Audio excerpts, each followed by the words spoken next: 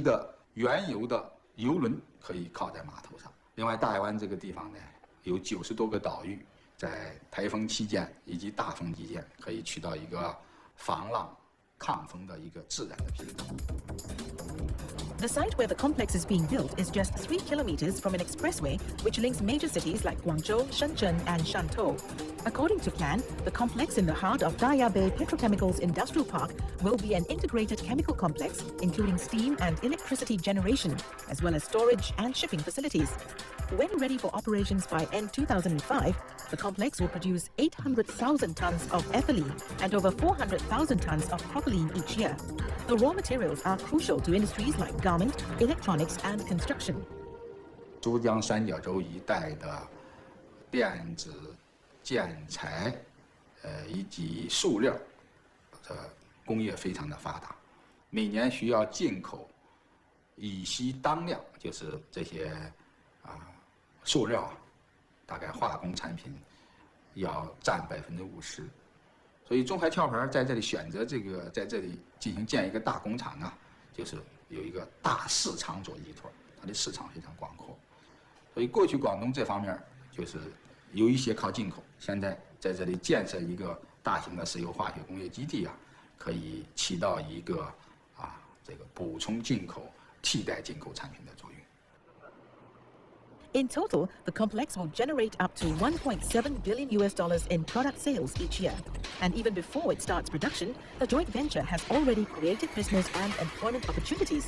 By August 2003, it had awarded more than 100 contracts valued at $1.9 billion. Some 4,000 workers are already employed at job sites, and a number of other huge projects are also taking root in Daya Bay Petrochemicals Industrial Park. They include an oil refinery project and a natural gas power plant. The ability of Huizhou Daya Bay in securing huge projects in recent years is an indicator of its favorable investment policies. 我们制定一些优惠政策，最近出台的，我们实行无费期，反正政府那个收费部分我们一律减免。最近呢，我们也采取了一些奖励的办法，对社会上的各界人士，对大亚湾招商引资出力的，我们都分别给予奖励。By 2005, when Shell project is completed, that is where we see more people coming into Daya Bay for employment and other opportunities. Small, medium companies, be it foreign or domestic, could come into play in industry like logistics, warehousing, retailing, education, and even entertainment. And looking at the $4.3 billion, it signifies that in 5 to 10 years, we're going to see the investments increase by 4 or even 5 times. This multiplication would signify from $4.3 to $20 billion of investment in Daya Bay.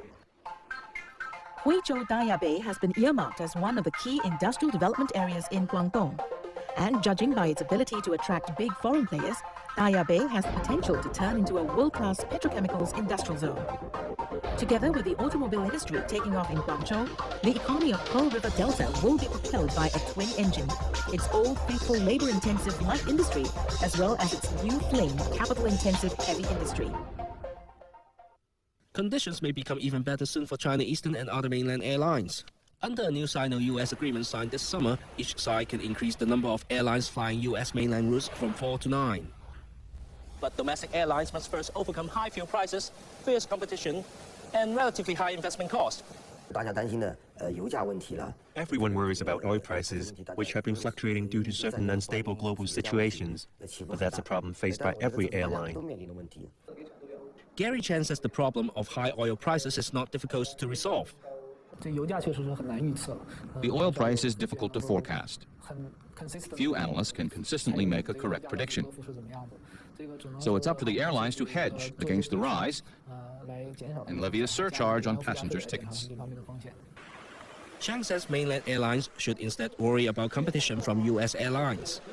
On the whole, mainland airlines are not benefiting under the Sino-US agreement. Because while US airlines want very much to go to China, mainland airlines may not be too capable of entering the US market. Several mainland airlines are flying to the US, but they're not making money because they can't attract enough passengers, even at discount fares. But some analysts feel mainland airlines can't afford to ignore the US market either. They will fly that route one way or the other, whether they make money or lose money. In fact, we personally believe that they were likely to fly more in order to ensure down the road they will still have the same good enough market shares. China Eastern says it will not immediately resume flying to the US. About a decade ago, the airline operated flights to 4 US cities for a spell and lost money. International airlines are hotly competing on these routes. No one is making much money from them. Under present conditions, with an air agreement, we will fly to the US and Europe to ensure we are in the market. But each airline will set its own timetable and when to begin flying. The Sino-US Air Agreement also allows the two sides to share the same flight code, which means direct point-to-point connections between Chinese and US cities. And China Eastern says it will start with this arrangement.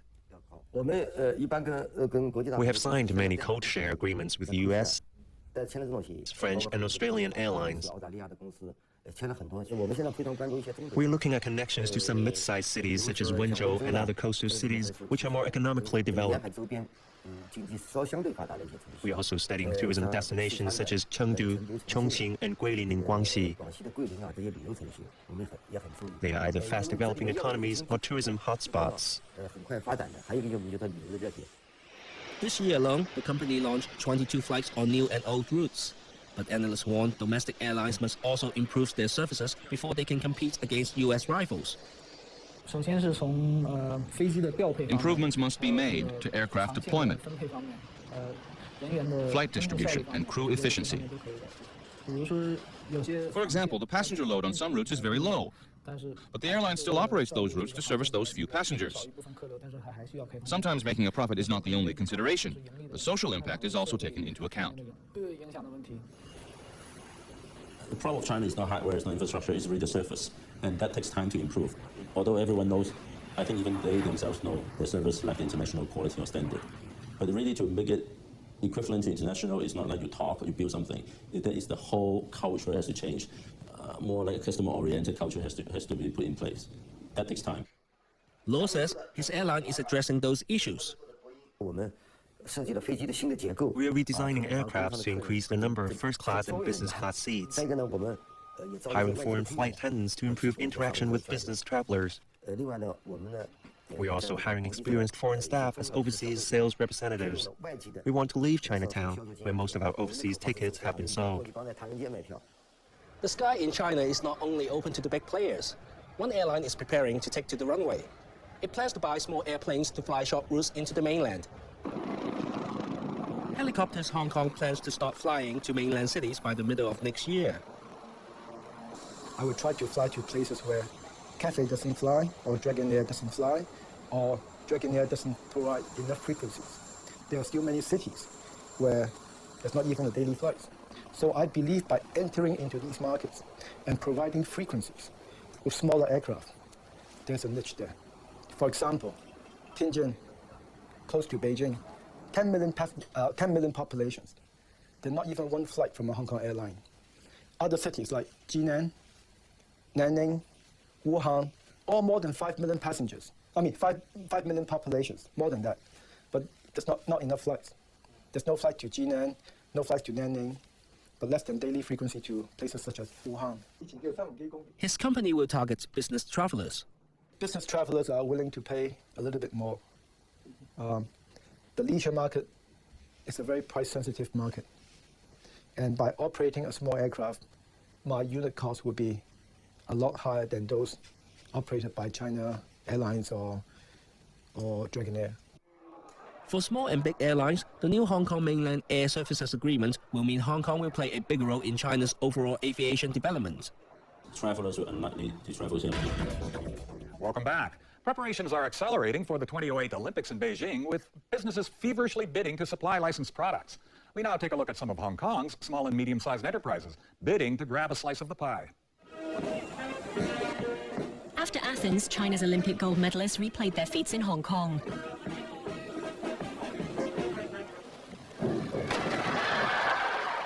For many of them, their next great test will be on home turf, the Beijing Olympics 4 years hence. Preparations have long been underway. By last year, most design and construction contracts for venues have been sealed. Andros Chan is holding the blueprint for the Olympic water park, venue for the rowing and canoe slalom events. There are 2 courses. One is for the race, the other is for warm-ups and the waiting. Both will be dug out manually. The entire project is worth 800 million yuan. A Hong Kong man won the bid for the design part of the contract. It entails channeling water into the racecourse, the greening of the venue, and devising the best use for the land after the Olympics. If I put the race course at the back, the land along the river could be saved for residential use, and the units would have a sea view. If the design is turned around, that is, the race course is put in the front, and the residential buildings at the back, the real estate value will be lower.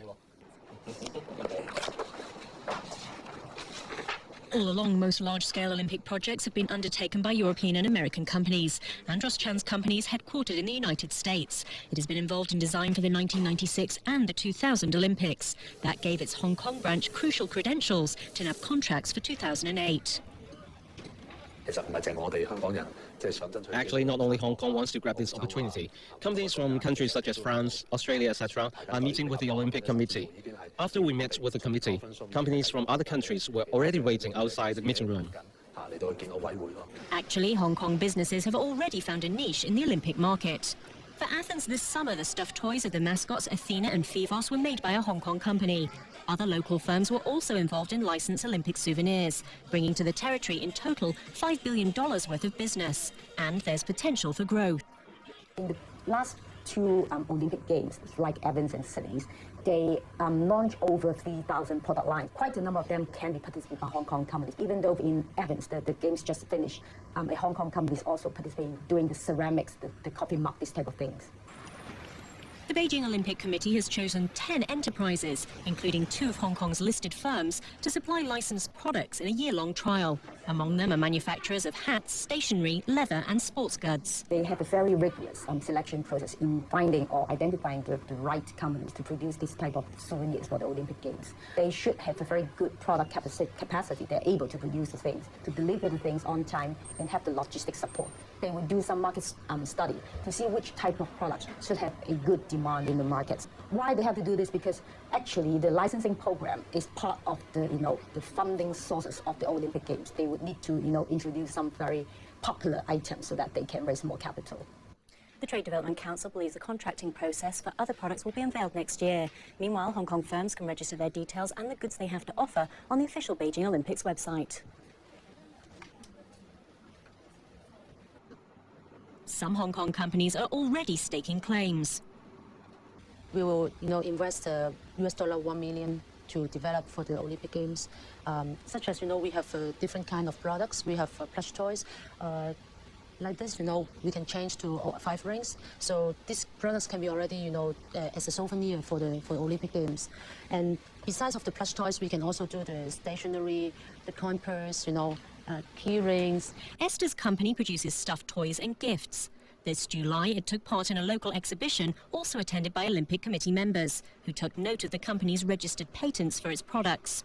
During the fair in the summer season show, the Beijing Olympic Games, the committee came to our booth, and then they have seen our products and also asked us how you protect the brand. We think they like our products. Also, they like we have been patenting our products.